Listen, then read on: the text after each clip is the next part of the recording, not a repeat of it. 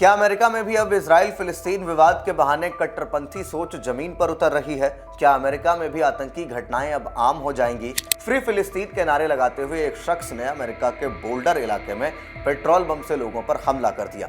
ऐसे में सवाल तो उठेंगे ही, क्या अमेरिका भी अब आतंकवाद की आग में जलने वाला है? इस सवाल का जवाब जानने से पहले अमेरिका में जो घटना हुई उस पर विस्तार से नजर डाल लेते हैं।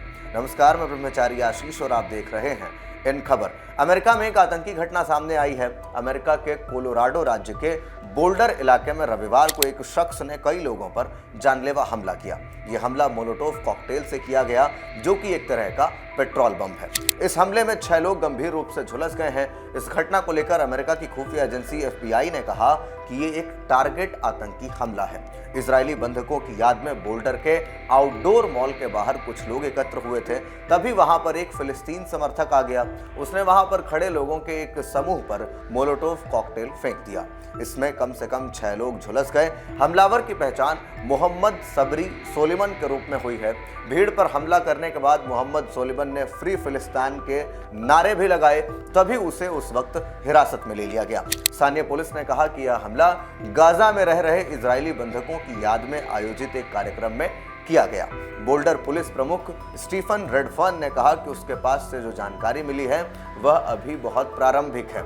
FBI के डायरेक्टर काश पटेल ने इसे आतंकी घटना करार दिया है।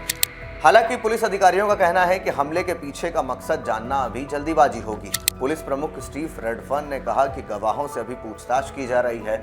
हिरासत में लिए जाने के दौरान हमलावर सोलिमन भी घायल हो गया। उसे इलाज के लिए अस्पताल में भर्ती कराया गया है। घटनास्थल से एक वीडियो मिला है जिसमें एक शख्स चिल्लाता हुआ दिखाई दिया। वह वही है, वह मोलोटोव कॉकटेल फेंक रहा है। तभी एक पुलिस अधिकारी अपनी बंदूक निकाले हुए नंगे सीने वाले संदिग्ध की ओर आगे बढ़ा। उसके दोनों हाथों में मोलोटोव कॉकटेल की बोतल थी। तभी उसे हिरासत में ले लिया गया। इजराइल और हमास के बीच युद्ध वैश्विक तनाव की ओर बढ़ रहा है। इसने अमेरिका में यहूदी विरोधी हिंसा में वृद्धि में योगदान दिया है। यह घटना वाशिंगटन में 2 इजरायली दूतावास के कर्मचारियों की शिकागो में एक व्यक्ति द्वारा घातक गोलीबारी के 1 सप्ताह से अधिक समय बाद हुई है, जिसने चिल्लाते हुए कहा था, मैंने यह फिलिस्तीन के लिए किया है, मैंने यह गाजा के लिए किया है। तो ऐसे में अमेरिका में अब इजराइल हमास वॉर के चलते जो लगातार फिलिस्तीन को लेकर के अब तनाव बढ़ रहा है, इसको लेकर के आप क्या कुछ सोचते हैं कमेंट बॉक्स में ज़रूर बताएं। और जब ये घटना जो है ये ठीक 1 हफ्ते के थोड़े से समय बाद हुई है, जब इजराइल के जो दूतावास के 2 व्यक्ति थे, 2 एम्बेसडर्स थे, उनको कहीं ना कहीं अमेरिका में मार दिया गया था। तो ऐसे में ये जो लगातार घटनाएं बढ़ रही हैं, इसको लेकर के आप क्या कुछ सोचते हैं कमेंट बॉक्स में ज़रूर बताएं। बाकी के अपडेट्स के लिए देखते रहिए इन खबर। धन्यवाद।